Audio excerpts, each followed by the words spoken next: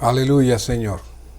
Cuánto te alabamos y damos gracias por habernos traído a esta etapa número 14, a esta experiencia número 14.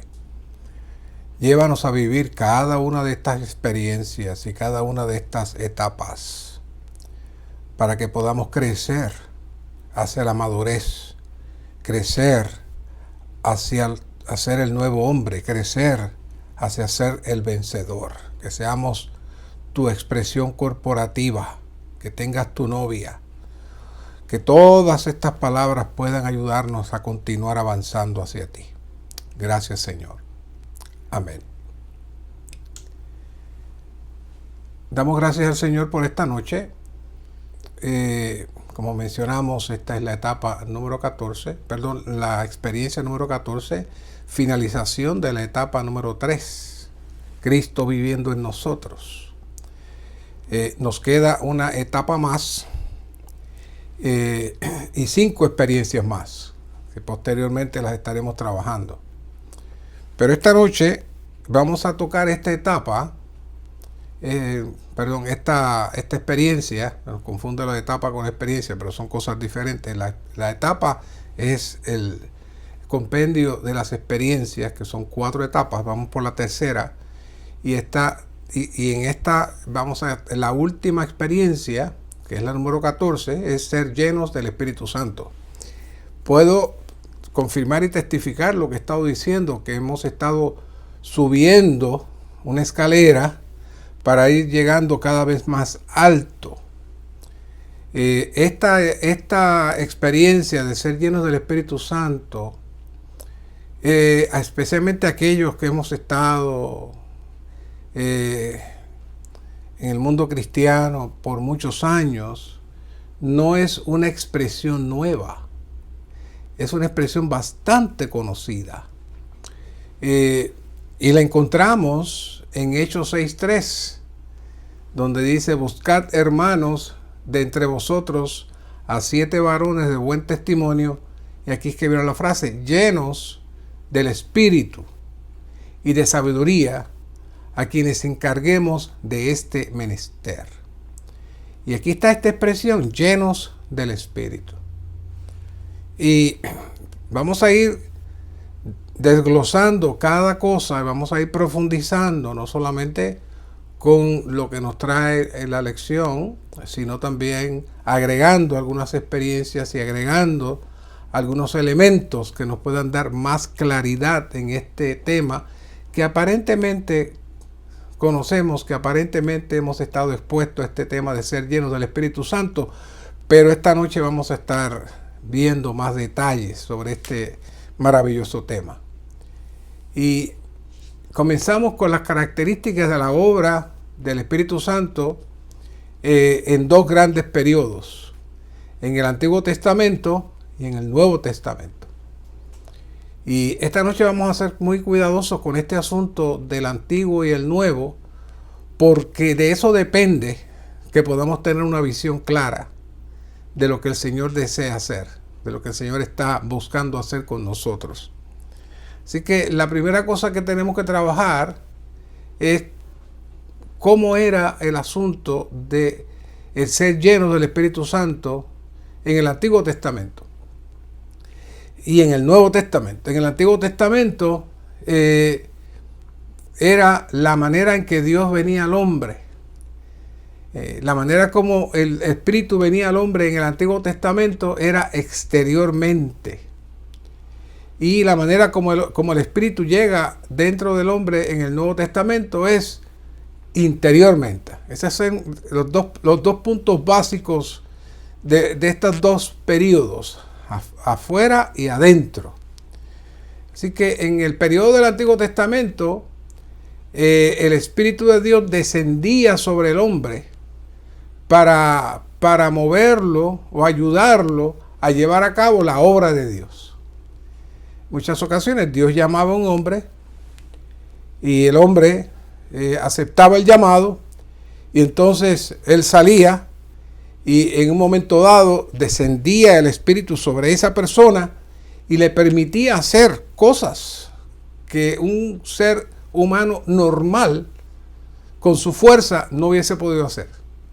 Así que el énfasis en el Antiguo Testamento es que el Espíritu de Dios da poder al hombre.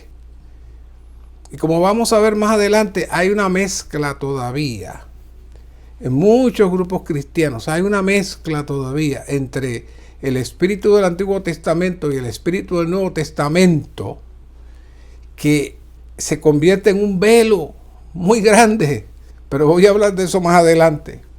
Así que en el Antiguo Testamento, el Espíritu meramente descendía sobre el hombre como poder, pero no entraba en el hombre como vida.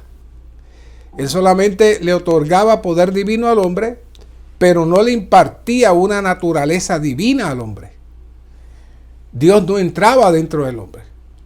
Así que en el Antiguo Testamento podemos encontrar algunos que tenían poder y manifestaciones especiales, pero no tenían a Dios adentro, no tenían la naturaleza de Dios.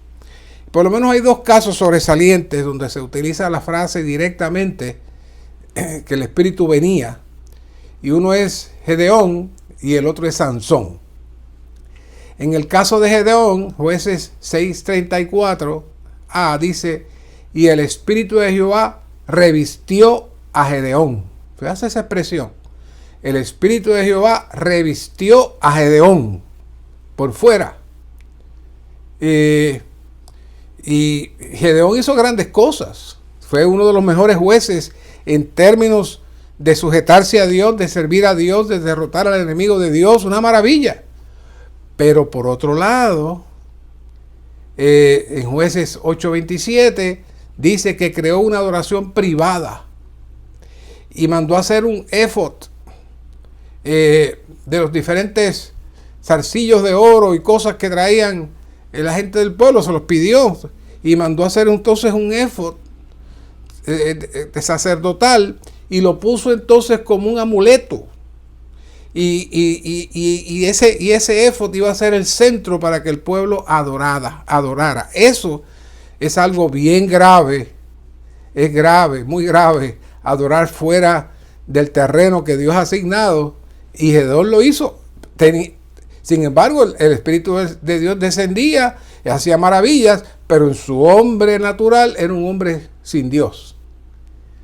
Entonces, aparte de eso, en el 8:30 dice que tuvo 70 hijos y muchas mujeres. Claro, no todos fueron así. Tenemos casos de hombres muy serios, muy firmes, como Adán mismo, Noé, Enoc, Abraham, muchos muy serios, muy dados al Señor.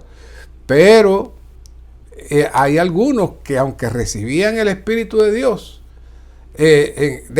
no dentro de ellos, exteriormente, y les daba poder, su testimonio, su vida, no tenía nada que ver con esa manifestación externa. El otro que conocemos mucho mejor es Sansón. Y en 14:1 dice, descendió Sansón a Timna y vio en Timna una mujer de las hijas de los filisteos. Y se enamoró de ella y le dijo, papá, yo la quiero a esa, yo quiero que esa sea mi mujer. No tenía visión de la descendencia de Dios, no tenía visión del propósito de Dios, no tenía visión de que no se podía mezclar con las mujeres paganas. Él sencillamente se dejaba llevar por su carne. Pero sin embargo, vemos en Jueces 14:6 que dice, entonces el Espíritu de Jehová vino con poder sobre Sansón. Así que Dios utilizaba a estos hombres y el hombre recibía la ayuda de Dios para ellos poder cumplir misiones que Dios necesitaba que se cumplieran, pero no necesariamente la vida de esos hombres estaba guiada, dirigida, gobernada por Dios. Y luego vemos en el 16:4, dice, después de esto, se enamoró nada más y nada menos de una mujer que vivía en el valle de Sorek, la cual se llamaba Dalila. Ya conocemos a Dalila, cómo lo trabajó hasta que finalmente le dijo el secreto del pelo, y ahí básicamente fue su destrucción. Es decir, que su problema de desenfreno, de lujuria, falta de visión lo llevó finalmente a la muerte, al igual que Gedeón. O sea que, sin embargo, el Espíritu descendía, los utilizaba y se iba.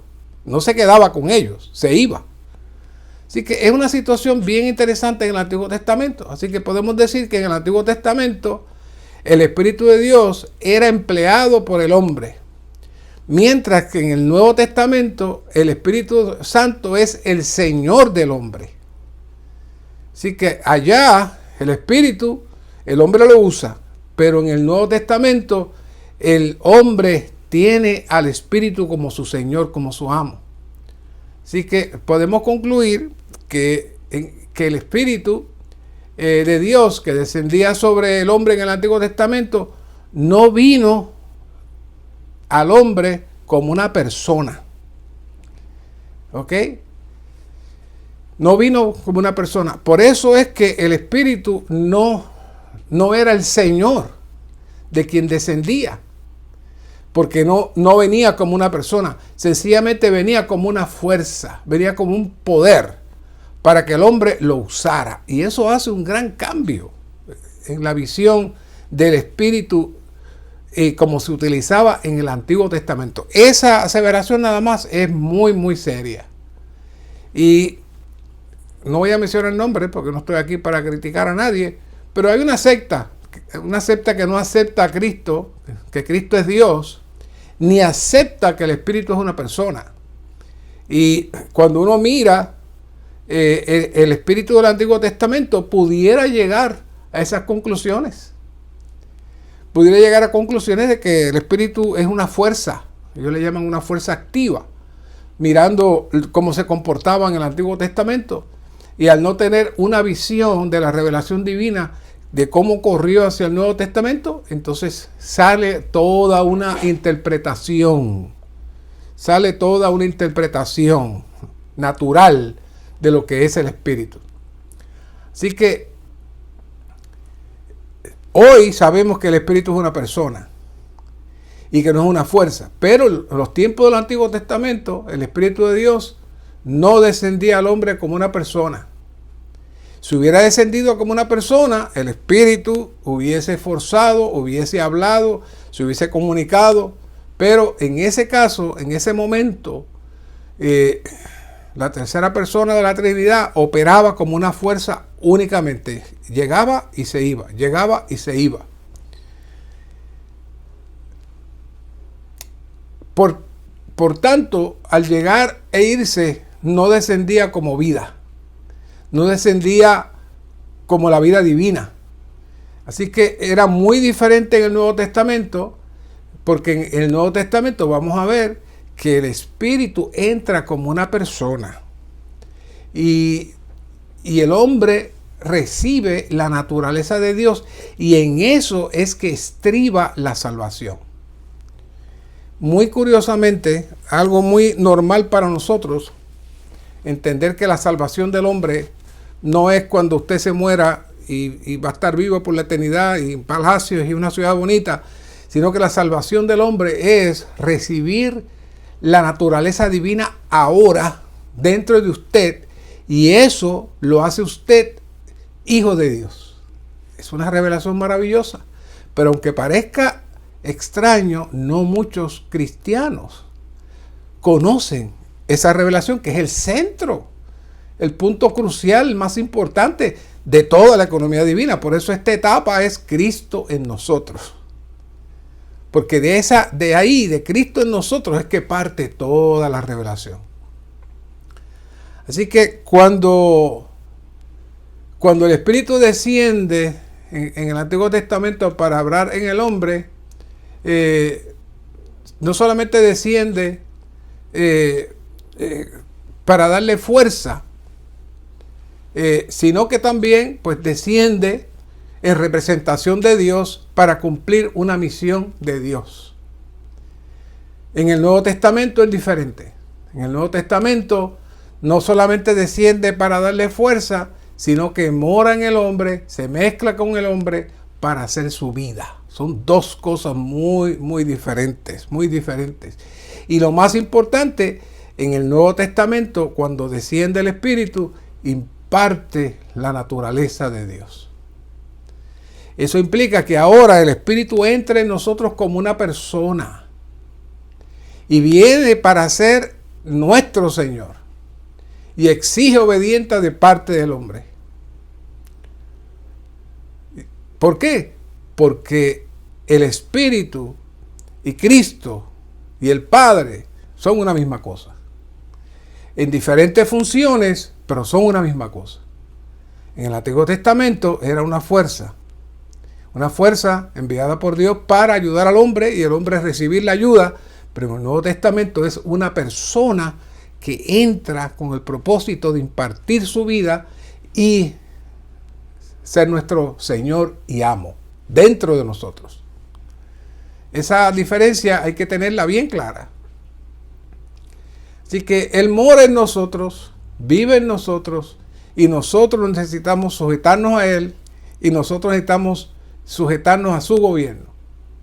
Él no solamente nos da poder, nos puede dar poder, sino que Él es nuestra persona y nuestra vida. Un ejemplo sería el combustible del auto. En el Antiguo Testamento, el Espíritu era como el combustible de un auto. Pero ahora, no solamente es el combustible, Él es el conductor. Él es el dueño del auto y Él decide qué hacer y qué no hacer. Así que Él opera en dos funciones, como el combustible, pero también Él es el todo.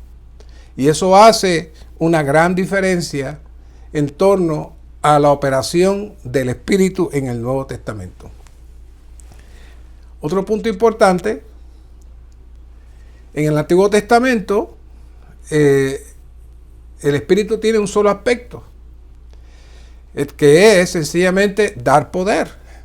Pero en el Nuevo Testamento el Espíritu tiene un doble aspecto. Así que en el Antiguo Testamento era un aspecto, dar poder, pero en el Nuevo Testamento nos da poder, pero también nos imparte vida. Y también nos imparte la naturaleza de Dios. Y nos imparte lo que es Dios mismo dentro de nosotros. Así que esa hace una gran diferencia. Y no solamente se queda en un lugar, sino que su trabajo es mezclarse con nosotros e infundirse en nosotros e impartir en nosotros todo lo que Dios es. Y eso lo estaremos viendo más adelante. Ahora, hay una diferencia entre experimentar el Espíritu Santo externamente y experimentarlo internamente. Entonces, en el proceso del Nuevo Testamento vemos que la experiencia interna viene primero y luego la externa. Y Cristo es nuestro modelo, ese es nuestro patrón que podemos estudiar. Comenzando en Mateo 1:20 dice, en la 1:26, la segunda parte del versículo dice, porque lo engendrado en ella, refiriéndose a María, del Espíritu Santo es. Así que podemos decir que Cristo recibió el Espíritu con letra mayúscula desde su nacimiento. Ahora, aunque Cristo recibió el Espíritu desde su nacimiento, Cristo se restringe como hombre y necesita pasar por los procesos naturales y normales que sufre un hombre. Y primero nace, después se desarrolla, llega a ser un niño, llega a ser un joven y finalmente llega a ser un hombre listo para servir, listo para moverse conforme a ese espíritu que estaba dentro de él. Quiere decir, él tenía el espíritu dentro de él, pero se sujeta a la estructura de un ser humano, a la estructura de un hombre, y tiene que esperar pasar por todos los procesos normales hasta que puede entonces salir para funcionar en armonía con el espíritu que estaba en él desde que nació. Y eso fue en el bautismo. En Juan 3, del 13 al 17, podemos ver el inicio del ministerio del Señor con autoridad. Por un lado, Cristo, en su espíritu, no necesitaba ser bautizado. Pero en su parte de hombre, y no me gusta decir mucho humano, porque realmente los hombres llegaron a ser humanos cuando se mezclaron con la naturaleza satánica. Y aunque sí, Cristo vivió el vivir humano sin la naturaleza satánica, aún así me cuido. Procuro decir mejor como hombre. Cristo, como parte de tener un cuerpo de hombre, necesitaba entrar ese cuerpo de hombre en el bautismo, como tipo de la muerte que él mismo iba a participar y certificar que él estaba siendo ungido por el Espíritu en su interior para producir una manifestación exterior de ese Espíritu. Y aquí es que vemos las dos cosas. Por un lado, Cristo ya tenía el Espíritu dentro de él, pero el bautismo marcó el paso para que el ministerio del Señor saliera. Y más aún, aunque aparentemente era el bautismo de Juan el que se estaba haciendo, realmente Cristo estaba iniciando la nueva dispensación, la nueva era, donde iba a ser la transferencia del bautismo de Juan a ser bautizados en Jesús. Y ser bautizados en Jesús implicaba ser bautizados dentro del Dios triuno. Dentro del Dios triuno. Por ahí la gente se bautiza para entrar en una religión. Nosotros no nos bautizamos para entrar en una religión. Nosotros nos bautizamos para entrar dentro de Dios. Así que cuando Cristo se bautiza, ese evento fue espectacular. Los cielos se abren. Dios habla. Dios certifica lo que está pasando allí. ¿Por qué? Porque esa es la puerta que se abrió para que los hombres pudieran salir de esta atmósfera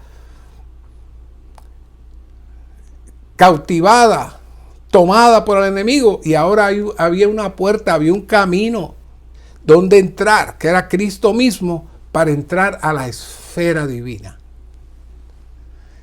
Y dice que en Juan 1:32 dice, también dio Juan testimonio diciendo, vi al Espíritu que descendía del cielo como paloma y permaneció sobre él. ¿Qué pasó allí? El Espíritu como paloma certificó que no solamente Cristo tenía el Espíritu dentro de él, sino que ahora ese Espíritu había madurado para que ahora el Cristo hombre comenzara a fluir y a dejar salir ese Espíritu que estaba en él con autoridad. Y ahí se fusionaban las dos cosas. Por un lado estaba el Espíritu como vida, pero también iba a estar el Espíritu con autoridad, con poder en el Señor Jesús. Todo eso pasó allí en el bautismo del Señor. Y cuando dice en Juan 1:14, la palabra se hizo carne y fijó tabernáculo entre nosotros, y contemplamos su gloria, gloria como del Padre, llena de gracia y de realidad. Realmente ese evento estaba siendo armonizado con el de Éxodo 40:34, cuando dice, cuando la gloria de Dios llenó el templo. Entonces la nube cubrió la tienda de reunión y la gloria de Jehová llenó el tabernáculo. Ese Cristo que Juan vio era el que hizo tabernáculo y que estaba lleno de Dios. De la misma manera que en el Antiguo Testamento estaba la sombra en Éxodo 40:34, Juan 1:14 es la realidad del verdadero templo de Dios y de la verdadera presencia de Dios que estaba por ahora expresada en un hombre. Por eso Juan dice, lleno de gracia. La gracia como toda la operación de Dios para cumplir la economía y con la meta de ¿qué? De entrarnos ¿dónde? En la realidad. Sacarnos de la vanidad, la falsedad y entrarnos en la realidad, siendo Él el camino, siendo Él la puerta. Todo eso está ahí escondido. ¿Por qué traigo todo esto? Porque el Señor entonces hace el cambio. Y ahora Cristo, como nuestro precursor y modelo, ahora vamos nosotros a participar de sus experiencias mediante el Espíritu que vino a nosotros. Ahora somos nosotros los que vamos a estar hablando, percibiendo, recibiendo, no únicamente lo que los antiguos participaron del Espíritu en el Antiguo Testamento. Nosotros vamos a recibir lo que ellos tenían, más Dios mismo como vida dentro de nosotros. Esa es la gran diferencia. Por eso en 1 Corintios 15:45 dice, así también está escrito, fue hecho el primer hombre, Adán, alma viviente, y el postrer Adán, ¿qué? Espíritu vivificante. Oh, pero entonces el Espíritu Santo y Jesucristo son dos personas diferentes. No, no lo son. Aquí dice que el primer hombre fue hecho alma viviente y el postrer Adán. ¿Quién es el postrer Adán? Cristo. Ahora Cristo en su resurrección vino a ser ¿qué? El Espíritu que da vida. Ahora ya no es el hombre, sino que al entrar en el proceso de encarnación, muerte y resurrección, hubo un cambio en el Señor. Y el propósito del Señor venir a ser el Espíritu, el Consolador, el Espíritu de realidad, como también se le llama, es con el propósito de entrar en nosotros, como dice aquí en Juan 1:12, mas a todos los que le recibieron, a los que creen en su nombre, les dio autoridad de ser ¿qué? Hechos hijos de Dios. Recuérdense, no somos adoptados, como dicen por ahí. Dice aquí Juan 1:12 que por cuanto este Espíritu entró en nosotros, por cuanto le recibimos y entró en nosotros, nos dio autoridad de ser hechos hijos de Dios. ¿Por qué? Porque recibimos los genes de Dios, recibimos la vida de Dios dentro de nosotros. Y ya no somos nuestra herencia, nuestra familia, no es la familia humana. Ahora pertenecemos a la familia divina. ¿Gracias a qué? Gracias a ese Espíritu que entró en nosotros. Por eso dice aquí en Juan 1:13, los cuales no son engendrados de sangre, ni de voluntad de carne, ni de voluntad de varón, sino de Dios. Esos versos tienen que guardarlos, hermanos. 1 Corintios 15:45, Juan 1:12, 13, 1 Corintios 6:17, pero el que se une al Señor es que un solo espíritu con Él. Y finalmente 1 Corintios 12:13, C, y a todos se nos dio a beber, ¿de qué? De un mismo espíritu. ¿Qué espíritu es ese? Ese es Cristo como el espíritu dador de vida que ahora vive en nosotros. Por eso es que esta lección, esta etapa 3, Cristo en nosotros, cubre todo, amarra todo, encierra todo. Ese es el gran misterio escondido. Cristo en nosotros como el espíritu dador de vida. Así que todos esos versos están hablando de una experiencia interior. Y hay una palabra en griego para esa experiencia interior que es pleró. Habla de la llenura interna de ese espíritu, de ese Cristo espíritu que se mezcló con nuestro espíritu, nos dio vida, nos hizo hijos. Y ahora tenemos la capacidad de poder entrar en la realidad de Dios, a participar de la vida divina y poder salir de la atmósfera caída de Satanás. Eso no lo puede hacer Sansón con toda su fuerza, ni Gedeón con toda su sabiduría. Nadie lo podía hacer. Nosotros lo podemos hacer. Es una gran noticia, es una gran bendición. Así que todos los hijos verdaderos, y digo verdaderos a propósito, participan de esta experiencia de recibir el Hijo, el Espíritu como vida interiormente. Es lo que llamamos regeneración. Es lo que le llamamos regeneración. Ahora, esto, aunque parece muy claro para nosotros, para otros no es tan claro. La otra palabra que el griego utiliza para hablar de la manifestación externa del Espíritu, en griego se conoce como plezó. La de adentro es plero, la de afuera es plezó. Ese plezó que vamos a hablar ahora, hasta ahora, yo puedo testificar que muchos no lo tienen muy claro. Yo recuerdo de joven, 15, 16 años, hambriento, buscando,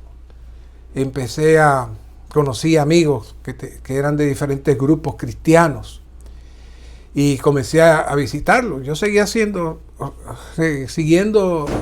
al grupo cristiano que yo pertenecía, pero me escapaba con mis amigos para ver qué había allá.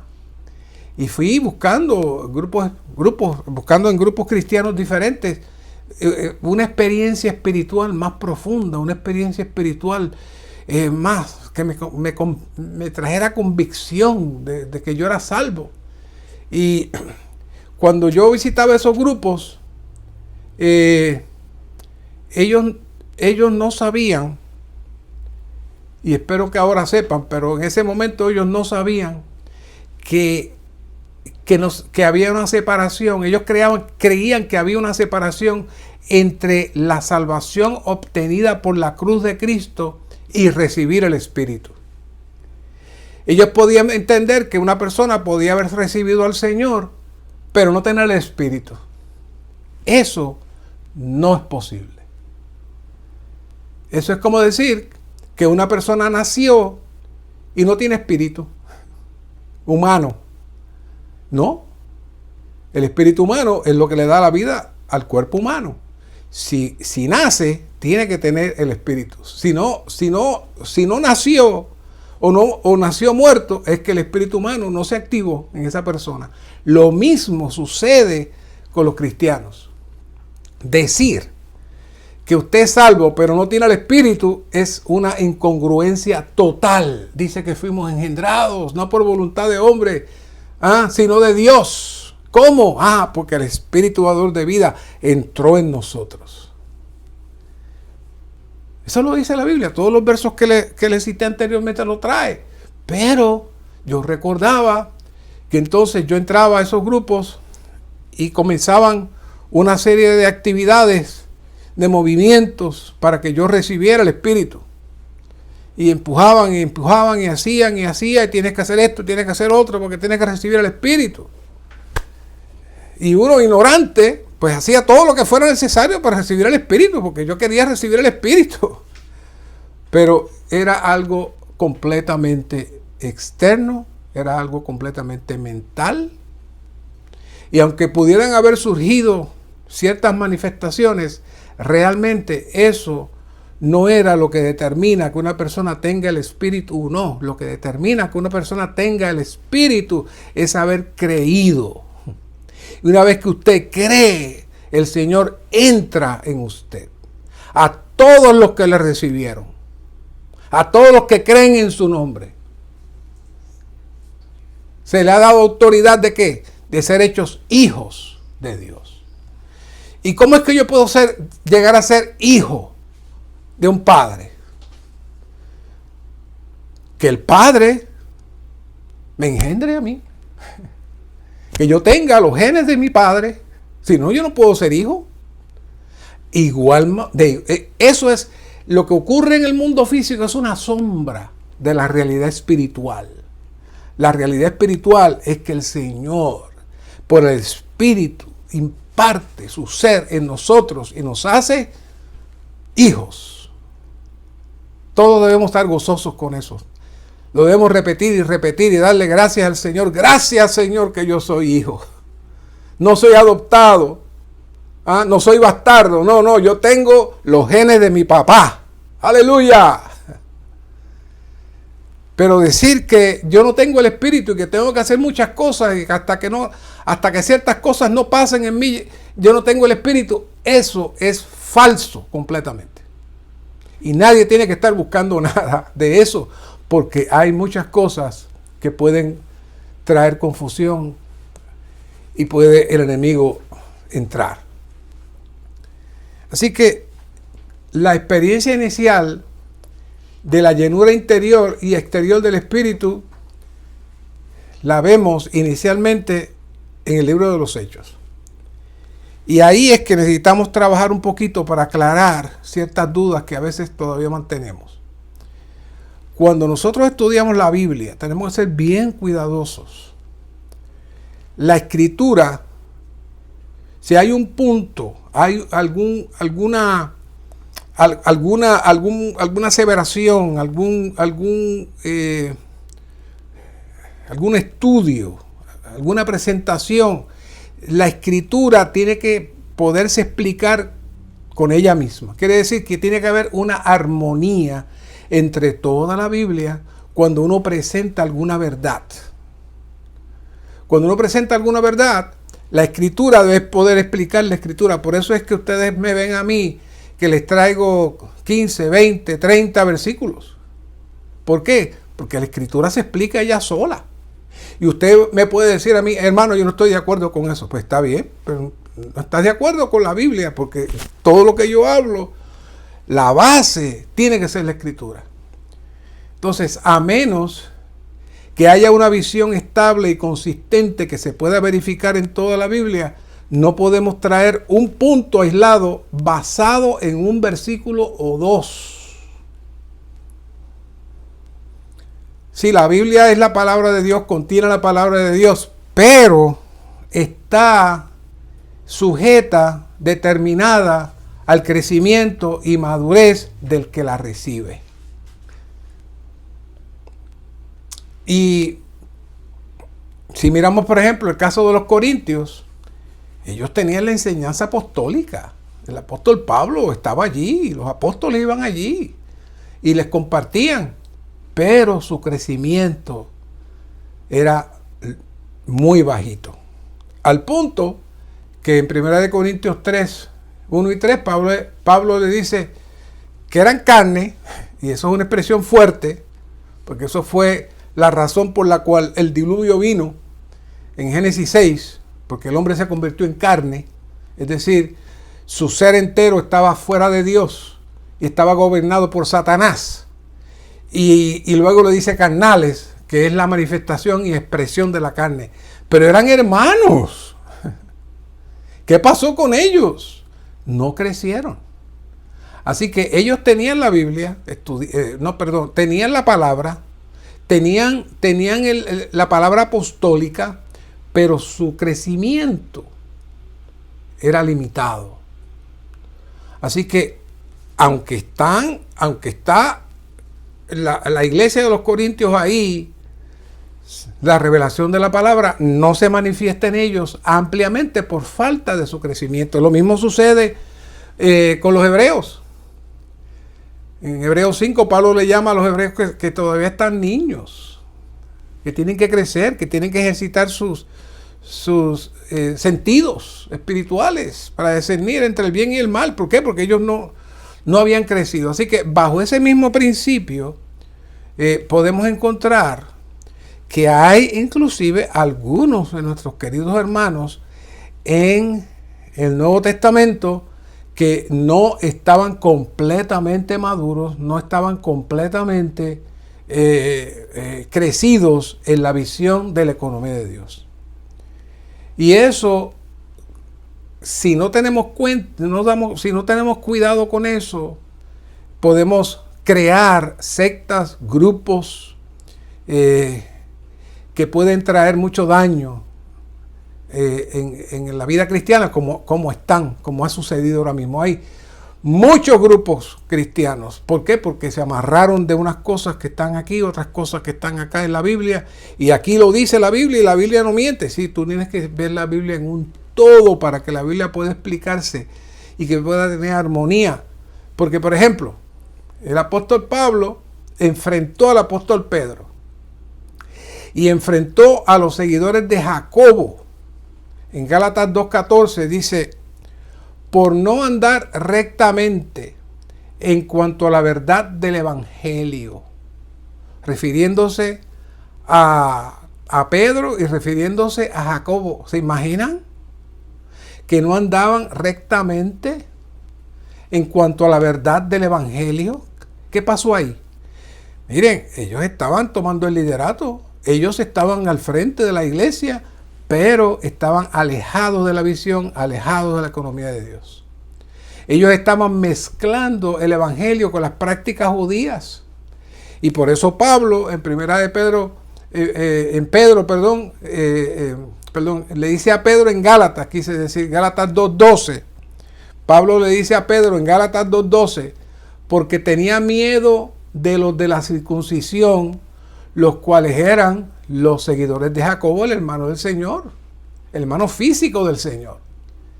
Y Jacobo, aunque Pedro fue a quien se le dio la autoridad, y aunque Pedro fue el que el Señor ungió y le dijo, tú te voy a dar estas llaves para que abras aquí el reino, él sencillamente no lo hizo por un tiempo. Después asumió su posición, pero al principio se amedrentó con el hermano del Señor, un hermano carnal del Señor, y no quiso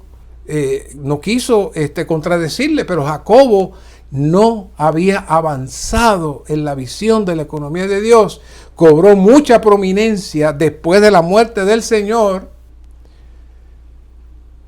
y por no tener una visión de la economía de Dios, mezcló el judaísmo con lo que había recibido del Señor, creando, y esta es la parte que quiero enfatizar, creando en el Nuevo Testamento una etapa de retraso que comenzó desde el libro de los Hechos y se movió hasta bastante al final del libro de los Hechos, después donde comenzamos a ver un cambio con la llegada del apóstol Pablo. Pero al principio era una mezcla total. Era una mezcla total. Ellos por un lado querían seguir sirviendo, guardando la ley, y a la misma vez querían seguir predicando el evangelio. Así que hubo una gran mezcla. Ellos todavía en ese tiempo, por un lado, guardaban el sábado. Y muy posiblemente, ya a las 6 de la tarde del sábado, que empezaba el domingo, tomaban la mesa del Señor. O sea, ellos comenzaron a mezclar una cosa con la otra. Guardaban muchos de los preceptos de leyes de comida, de días de fiestas, todo eso lo guardaban. ¿Por qué? Porque Jacobo no había visto la economía de Dios. Jacobo no había visto lo que Dios estaba moviendo adelante, y hubo un estancamiento muy grande. Y cuando Pablo llega, se enfrenta a ellos, los confronta a ellos, porque Pablo estaba muy claro. Así que, partiendo de ese principio, tenemos que decir que la manifestación y expresión del Espíritu Santo en los creyentes depende de cuánto han visto. Depende de cuán clara está el deseo, la voluntad y la economía de Dios en esa persona.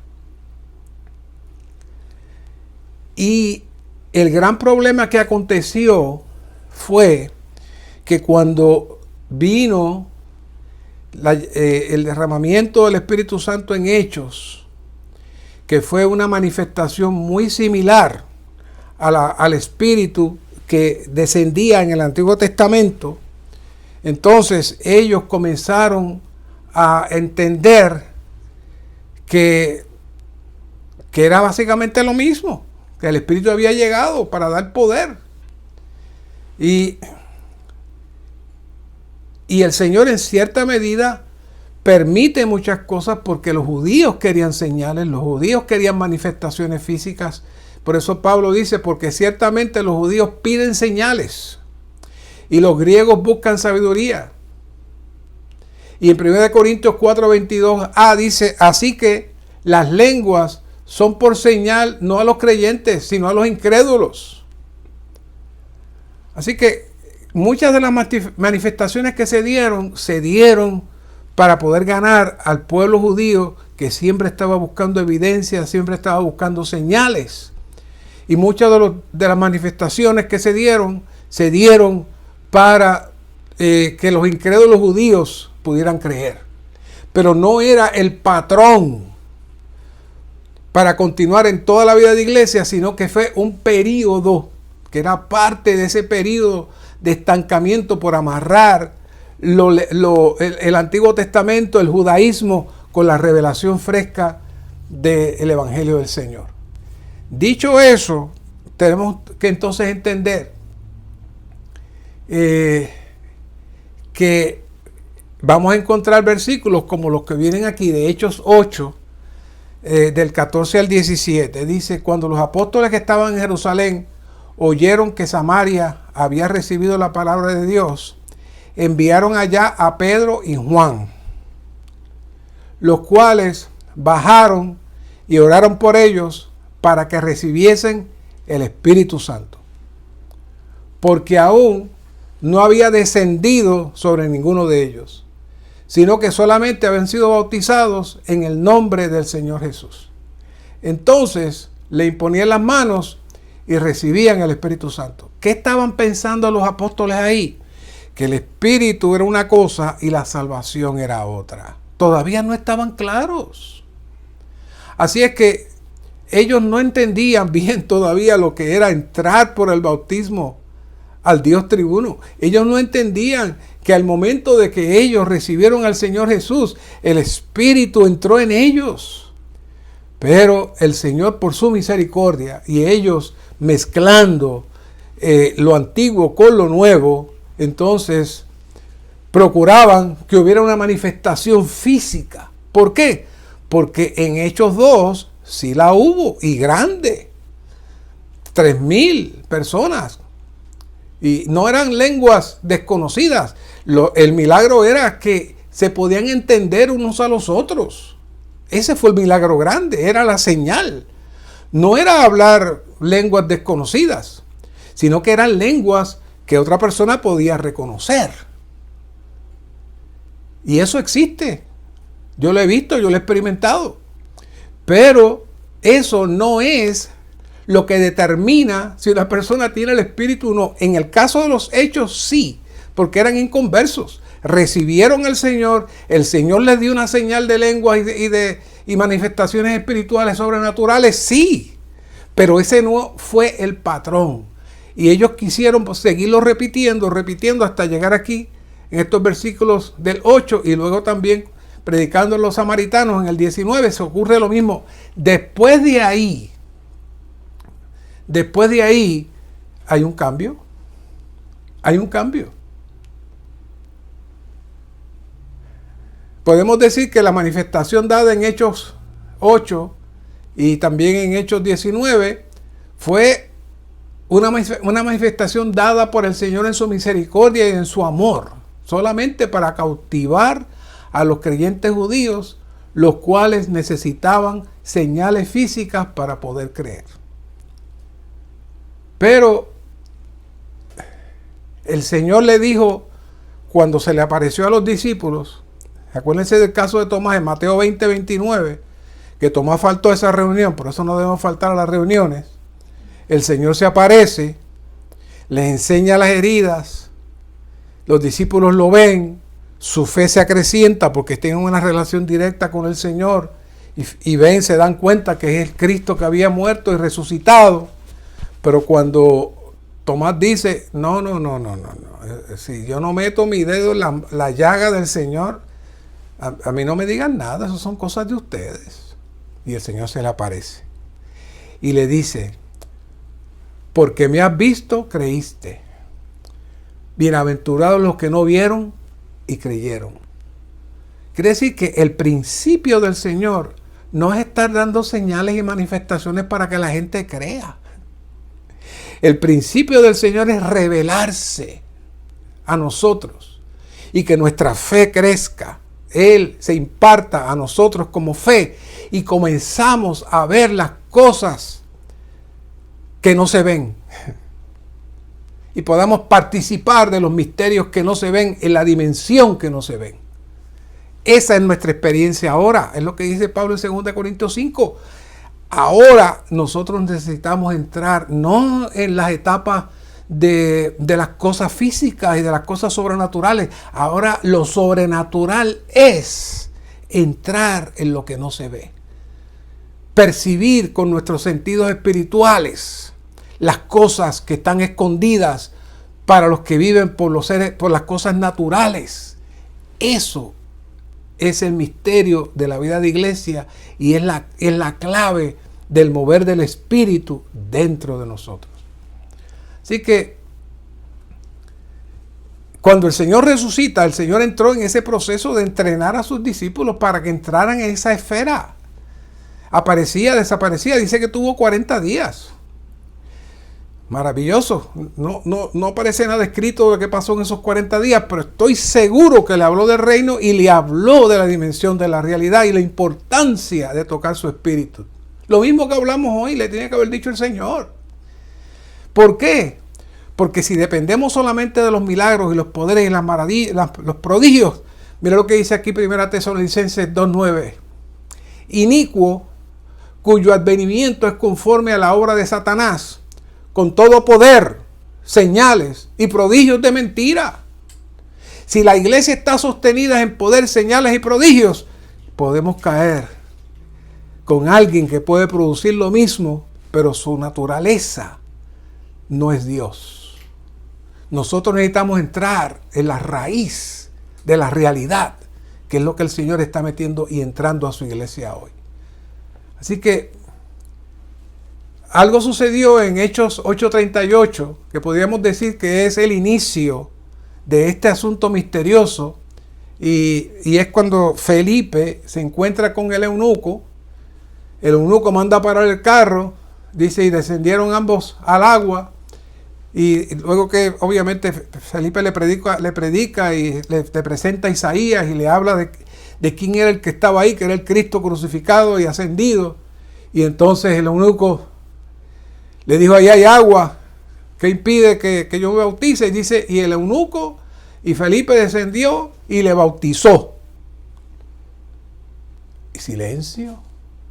Cuando subieron del agua, el Espíritu del Señor arrebató a Felipe y el eunuco no le vio más y siguió gozoso su camino. Allí donde están las lenguas y dónde están los milagros y dónde está la gritería y dónde está... ¿Qué pasó ahí? ¿Acaso Felipe no tenía poder? No, ese es el anticipo de la operación misteriosa del espíritu del hombre, donde Dios habla y se manifiesta dentro de nosotros. Ese fue el primer caso. Después de ahí, en todas las epístolas de Pablo, usted no va a encontrar nada de eso. Todo lo que el apóstol Pablo hace es entrenarnos para vivir en la esfera de lo que no se ve. No en la esfera que se ve. Esos son los judíos. Y eso lo hace Satanás. Pero en la esfera de lo que no se ve es donde necesitamos ejercitarnos. Así que, ¿el único fue salvo? Sí. ¿Creemos que cuando se bautizó entró en el Dios triuno? Sí. ¿Creemos que también recibió el Espíritu esencial dentro de él? Sí. Pero no hubo imposición de manos, no hubo manifestación de lenguas, pero sí estuvo la impartición del Dios triuno. Y fíjense cómo dice al final, y siguió gozoso su camino. Esa frasecita nada más armoniza con Romanos 14:17, porque dice, porque el reino de Dios no es comida ni bebida, sino justicia, paz y gozo en el Espíritu Santo. Oh, el eunuco estaba lleno del Espíritu Santo y lleno de gozo. Esa es la dimensión que necesitamos trabajar y por eso estoy tomando tiempo en esto. Oiga bien esta nota que la pueden encontrar en Hechos 2:38. Este espíritu que recibió el eunuco, este es el espíritu todo inclusivo del Dios triuno procesado en su economía neotestamentaria, tanto en el aspecto esencial para vida como en el aspecto económico para impartir poder, las dos. Este espíritu es dado a los creyentes al momento de creer en Cristo y constituye la bendición todo inclusiva del pleno evangelio de Dios para que ellos disfruten de todas las riquezas del Dios triuno. Efesios 1:13b dice, y en él, habiendo creído, fuiste sellados con el Espíritu Santo de la promesa. No dice que hay que hacer un rito especial, dice habiendo creído. Efesios 1:13. fuiste sellados con el Espíritu Santo de la promesa. Gálatas 3:2. Esto solo quiero saber de vosotros, Pablo reprendiendo a los Gálatas, ¿recibiste el Espíritu por las obras de la ley o por el oír con fe? Ellos recibieron el Espíritu por el oír por fe, con fe. Es decir, que el Espíritu esencial y el Espíritu de poder, ambas cosas entraron en los creyentes. No es que entraron una cosa y hay que buscar la otra después. Esa fue la interpretación de los discípulos por causa de la mezcla del Antiguo Testamento con el Nuevo Testamento. Pero ahora tenemos las dos cosas. Los apóstoles predicaron y ministraron a Cristo, pero cuando los creyentes se arrepentían y creían en Él, recibían el maravilloso Espíritu del Dios triuno. Esto implica que este Espíritu es precisamente el propio Cristo resucitado y ascendido. Aquí, el hecho de recibir el Espíritu implica tanto el aspecto esencial como el económico, es decir, de poder para llevar a cabo su economía. Y entonces, fíjense cómo dice aquí el ministerio al final, muy tranquilito, y difiere del hecho de recibir el Espíritu, según Hechos 8:15 al 17, donde se narra en particular cómo los creyentes recibieron el Espíritu cuando éste vino sobre ellos. Es decir, eso es diferente a lo que está sucediendo ahora. Aquello pasó, no es que no pasó, pero fue, como dije al principio, es la etapa de crecimiento y de visión.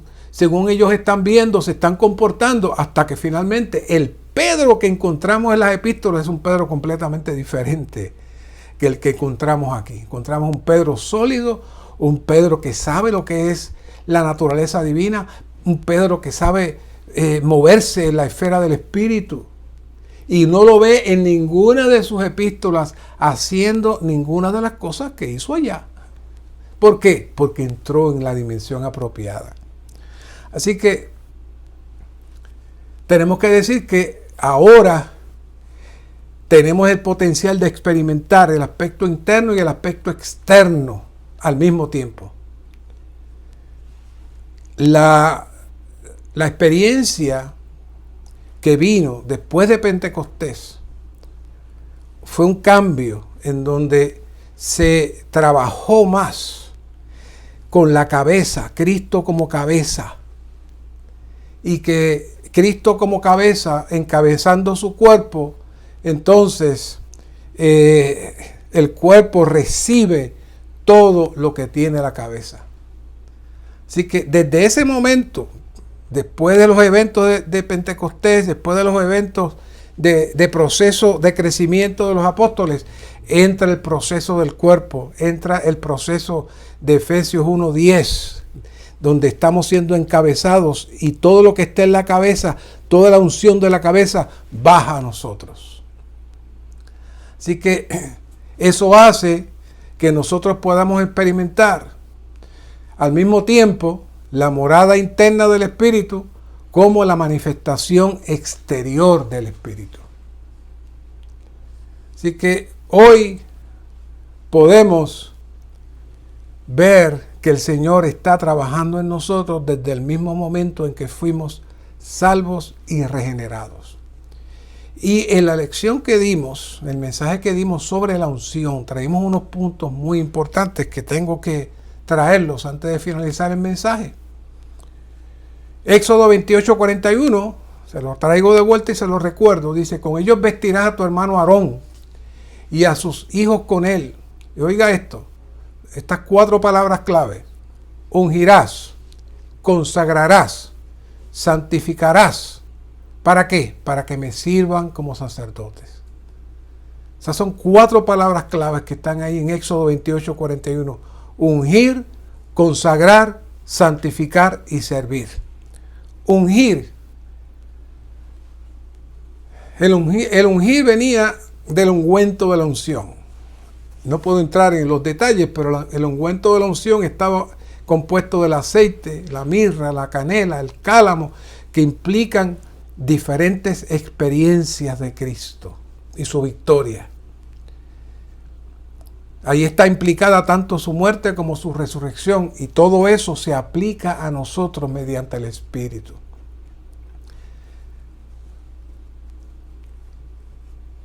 Mediante esa labor de regeneración, como dice en 1 de Pedro 1:23, que fuimos regenerados, recibimos esta unción de este Espíritu mezclado que trabaja en nosotros. Y es lo mismo que está sucediendo, lo que sucede en el Salmo 133:2, que dice: es como el aceite fino sobre la cabeza, el cual descendió sobre la barba de Aarón, que bajó hasta el borde de sus vestiduras. Así que este versículo pudiéramos verlo de dos maneras. Por un lado, es el aspecto interno, que desde la cabeza, al nosotros recibir al Señor, se nos imparte el Espíritu y comienza un proceso de unción. Los sacerdotes se ungían de la cabeza hasta los pies, hasta que todo estaba lleno de aceite. Pero esa unción comenzaba primero adentro. Y luego, una vez que está lleno, entonces comienza a moverse hacia afuera. Y ahí comienza el cambio hacia el espíritu de poder y de autoridad y de manifestación. Pero vamos a hablar de eso más. Segunda palabra, consagrar. Como vimos también en el estudio sobre la consagración, nos dimos cuenta que consagrar es mucho más que el concepto que tenemos de que es un asunto que un día yo digo: me voy a consagrar al Señor, y me pongo de rodillas y levanto las manos y yo te prometo, Señor, que me consagro. Bueno, en el caso del sacerdote, el sacerdote ni dijo que se iba a consagrar, ni levantó las manos, ni hizo ninguna promesa. La consagración vino porque lo ungieron. Lo ungieron. Y cuando miramos la palabra consagrar, es malach, que significa llenar, saturar. Quiere decir que cuando el sacerdote fue ungido y comenzó a bajarle el aceite, según lo iba cubriendo, lo iba consagrando. Es decir, lo iba llenando. ¿Llenando de qué? De todo lo que es Dios, de toda la experiencia de Cristo, de toda la experiencia de la resurrección y ascensión de Cristo. Ahora nosotros, al igual que el sacerdote, nos inunda poco a poco. Poco a poco nos va cubriendo.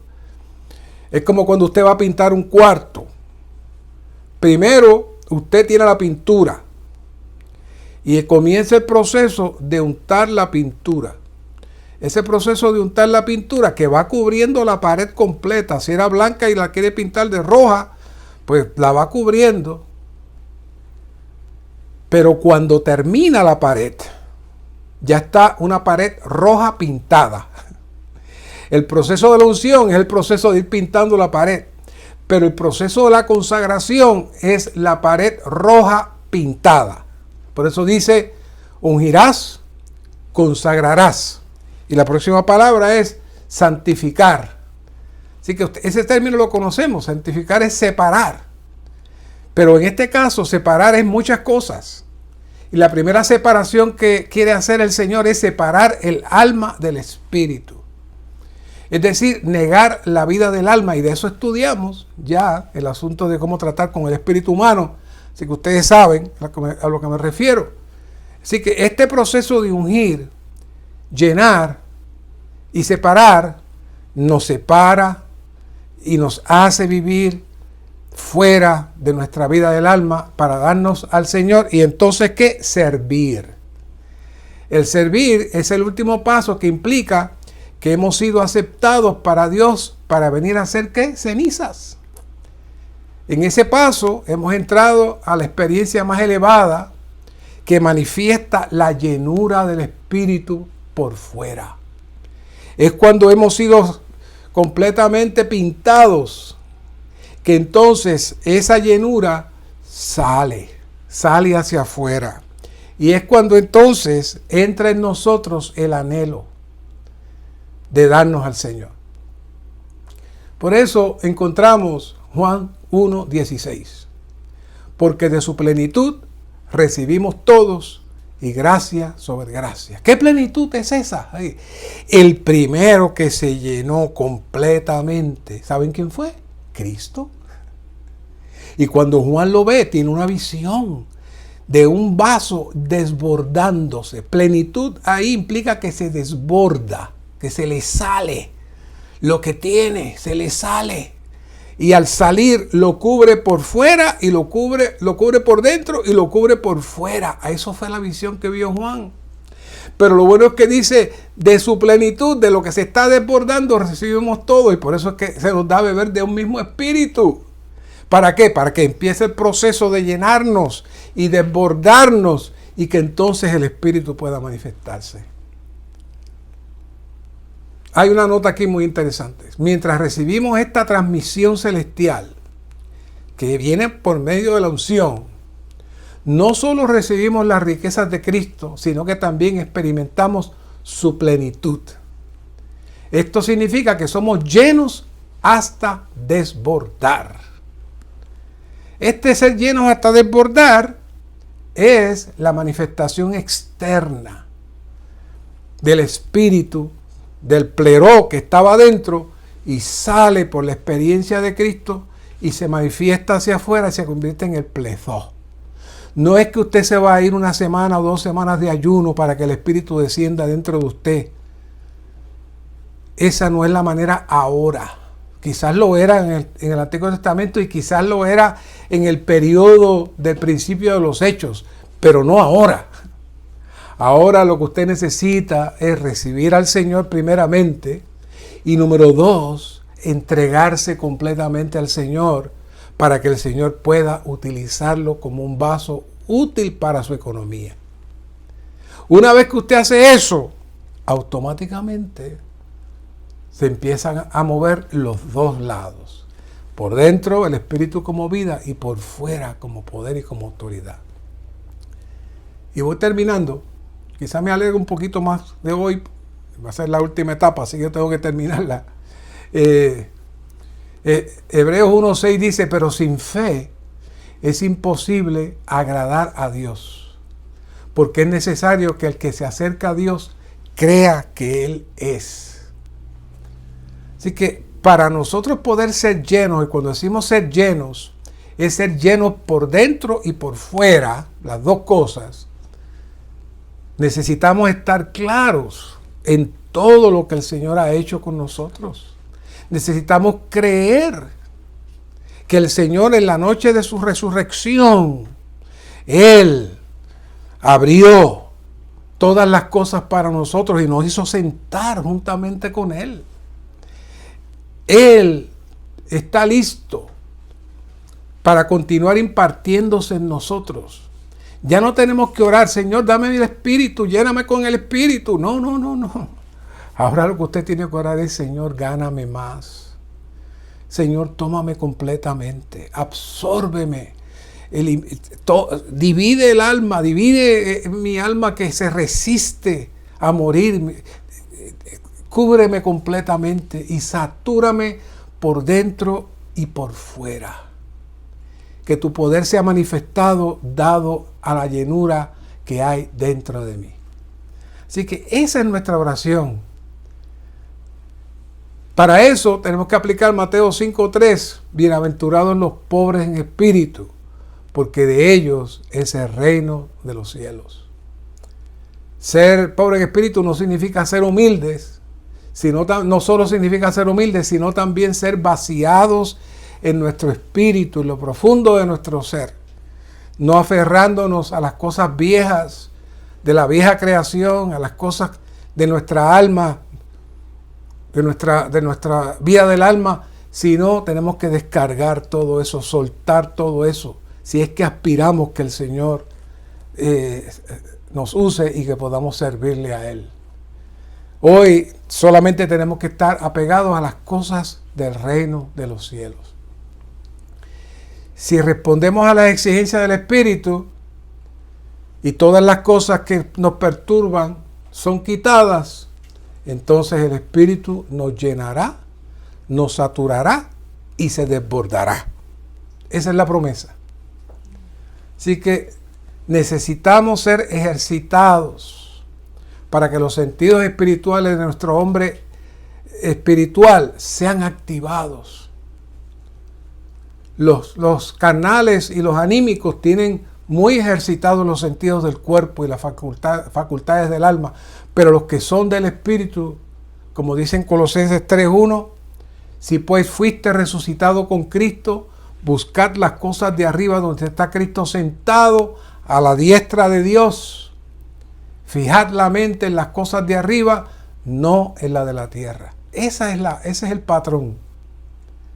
Así que una vez que hemos soltado todo, nos hemos dado al Señor y hemos dado nuestro corazón, nuestra vida al Señor, entonces debemos creer que este Espíritu está llenándonos, está laborando, está trabajando. Claro, como también tocamos el asunto de la disciplina del Espíritu, si usted es elegido y usted es escogido, pero a la misma vez se resiste, van a ocurrir situaciones externas que van a ayudarle a usted a romperse, para que haya una brecha, para que el Espíritu pueda salir y pueda entonces tomar dominio de todo lo que usted es. Así que todo lo que ocurre, como dice Romanos 8:29, todas las cosas operan a bien a los que conforme a su deseo, a su voluntad son llamados.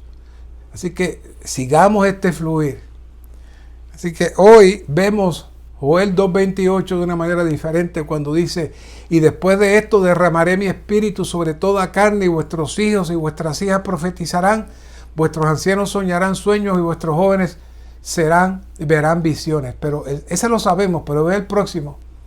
Y de cierto sobre los esclavos y sobre las esclavas en aquellos días derramaré mi espíritu. ¿Había oído ese? ¿A qué no se acordaba de ese? Sobre los esclavos y sobre las esclavas en aquellos días derramaré mi espíritu. ¿Quiénes son los esclavos y las esclavas? Oh, aquellos que nos damos incondicionalmente al Señor. Y entonces el espíritu que ya está en nosotros desea absorbernos completamente y también que salga hacia afuera con poder y con autoridad, no para nuestra exhibición, sino para que el Señor logre su propósito. Así que damos gracias al Señor por este proceso. Cuando termino con lo que comencé, cuando llamaron a los 7 varones, hubo 2 de ellos, Esteban y Felipe, que fueron llamados para servir las mesas. Pero el hecho de que ellos estuvieran disponibles para servir las mesas también los calificaba para poder moverse y funcionar en unas esferas de mayor responsabilidad en el espíritu. Y ya conocemos a Esteban y ya conocemos a Felipe, cómo se movieron en el espíritu. ¿Saben? Y con esto termino. Yo nunca antes, hace 35 años creo más o menos, que llegamos a la vida de iglesia, y nunca antes había habido un entrenamiento ni nada, y fui al primero que fui, pues cuando llegué pues con mi corbata, con mi vestido y demás, nos dicen: queremos un grupo de varones que vengan acá, por favor. Ahí casi todos eran hermanos responsables o pastores que estaban visitando y demás. Y entonces dice: bueno, a ustedes les toca limpiar los baños. Usualmente en la denominación, cuando yo llegaba, pues buena comida y buen recibimiento, pero aquí me dicen: no, te toca limpiar los baños. Y no eran bañitos 2, eran como 25 baños fáciles que habían allí que limpiar, muchos baños. Pero el Señor me habló.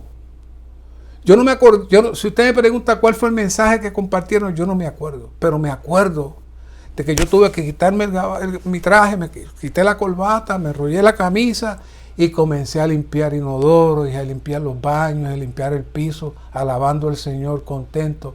Y todos los demás hermanos también, felices.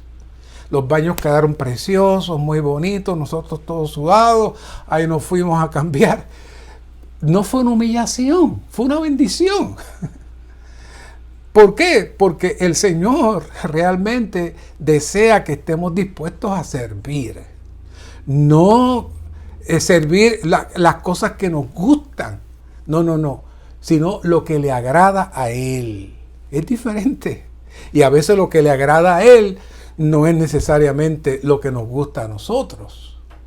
Así que, hermanos, Felipe y Esteban estuvieron sirviéndole comida a las viudas, pero después, gracias a ese servicio, ellos comprobaron que eran hombres llenos de fe y del Espíritu Santo para también hacer funciones mucho más de mayor responsabilidad. Hasta el caso de Felipe, que fue apedreado, y mientras era apedreado, el Señor se para y lo recibe. ¿Qué le parece? Esa es la experiencia del Espíritu que se llena por dentro y rebosa por fuera. Que el Señor nos lleve a esa experiencia. Y es sencilla. Solamente tenemos que aprender a negarnos a nosotros y permitir que el Espíritu opere y funcione en nosotros. Gracias, Señor, por esta palabra. Sigue operando en nosotros, sigue ganándonos, Señor. Oh, Señor, cautiva nuestra alma, nuestra vida del alma, las cosas que tanto apreciamos. Oh, Señor, sácanos de la vanidad del mundo, sácanos de las estratagemas del enemigo y éntranos al disfrute de las cosas que no se ven. Éntranos en esa experiencia de la fe, que eres tú mismo, creyendo en nosotros, para entrar en tu realidad y en tu vida. Gracias, Señor. Amén.